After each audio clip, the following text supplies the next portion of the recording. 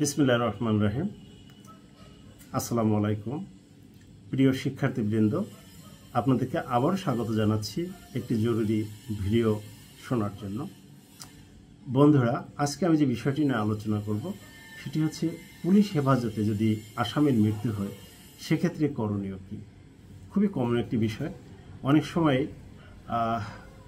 Police হেফাজতে আসামি মারা যায়, সেটি পুলিশের নির্যাতনে হতে পারে, শারীরিক অসুস্থতাজনিত হতে পারে। ইংরেজিতে একটা কথা বলা আছে আমাদের যে ডেথ কামস উইদাউট নোটিস, মৃত্যু কাউকে জানিয়ে বা বলে আসে না। যেহেতু মানুষের মৃত্যু যে কোনো সময় হতে পারে এবং সেই মৃত্যুটি যদি পুলিশ হেফাজতে হয় বা থানা অভ্যন্তরে হয় সেক্ষেত্রে আমাদের করণীয় কি, এই বিষয়টি নিয়ে আজকে আমার ক্লাস।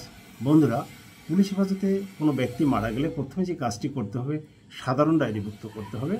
এটি থানার অফিসার ইনচার্জ সিআরপিসি 154 পুলিশ আইনের 44 ধারা এবং পিআরবি বিধি 377 নিয়ম অনুযায়ী এটি সাধারণ ডায়েরিভুক্ত করবেন। সাথে সাথে দ্রুত ম্যাজিস্ট্রেটকে এবং পুলিশ অফিসারকে অবহিত করতে হবে। এই বিষয়টি পুলিশ আইনের 24 ধারা এবং পিআরবি বিধি 302 ক্লোজ 2 বলা আছে যে দ্রুত, যত অনতিবিলম্বে, কথাটি এভাবে বলা রয়েছে, অনতিবিলম্বে পুলিশ অফিসার এবং ম্যাজিস্ট্রেটকে বিষয়টি অবহিত করতে হবে।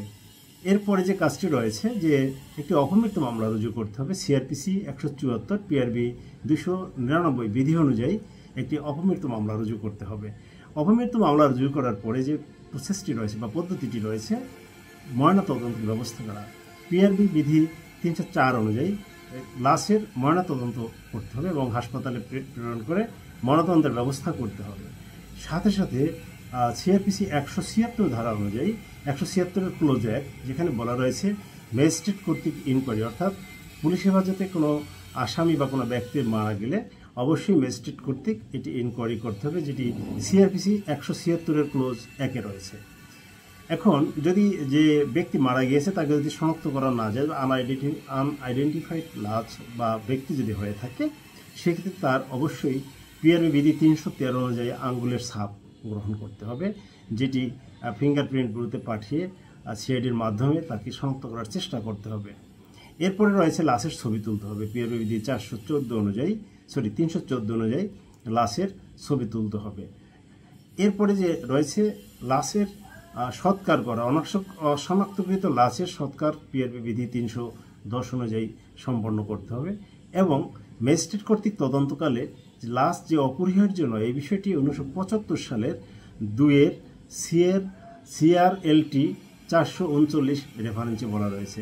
আশা করি বন্ধুরা, আমার এই সংক্ষিপ্ত ভিডিওর মাধ্যমে আপনারা পুলিশ হেফাজতে কোনো ব্যক্তির মৃত্যু হলে কী করণীয় এটি জানতে পেরেছেন এবং যারা বিভাগীয় পদোন্নতি পরীক্ষায় অংশগ্রহণ করবেন তাদের জন্য যেমন সহায়ক হবে এবং যারা নন পুলিশ সদস্য রয়েছেন তাদের জন্য বিষয়টি অপরিহার্য।